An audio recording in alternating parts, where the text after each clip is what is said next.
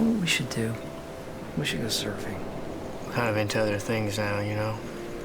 Reading misanthropes and seriously depressed writers. Oh, come on, they're kind of great though, right?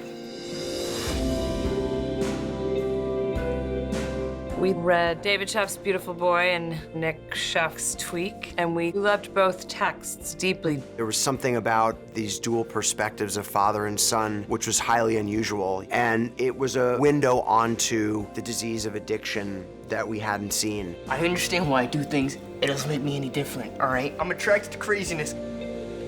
I had never intended to write about what we were going through, but when it became clear that there was a need, I decided to go forward and do this article for the New York Times Magazine.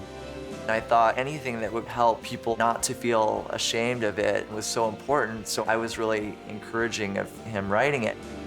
There was this onslaught of attention, and that was the first time I really realized that we were not alone. Hey everybody, it's time to get together. And then my article became the book, Beautiful Boy. An editor asked if I would be interested in maybe writing a book, and I was really excited about it. I'd written maybe a quarter or half of the book, and then I had this horrible relapse, but ultimately I finished my book. We exchanged the books. It was like a life-changing experience because I just saw how much my actions affected him and my family in a way that was really eye-opening to me. When I read Tweak, I realized that as bad as I imagined it, it was worse. I cried on every page. But I also was really proud of him because he's so honest and he's really brave. No matter how much meth I can find to shoot up into my body, it's never enough.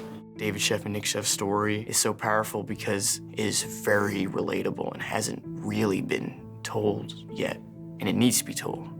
This is a true story about a father and a son going through this horrific adventure together.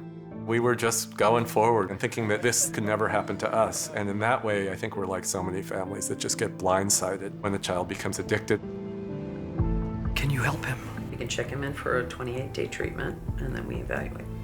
I thought I'd pick him up 30 days later and he'd be fine. Relapse is part of recovery. But 3 or 4 days later, he relapsed. And that began 10 years of hell. My son is out there somewhere, and I don't know what he's doing. I don't know how to help him.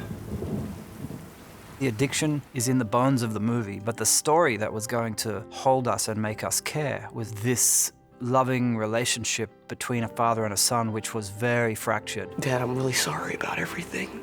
Drug stories are sinister, but what is beautiful about this one is that there's a lot of goodwill, and the dream for this movie was always that it's a movie about not just addiction, but a movie about acceptance.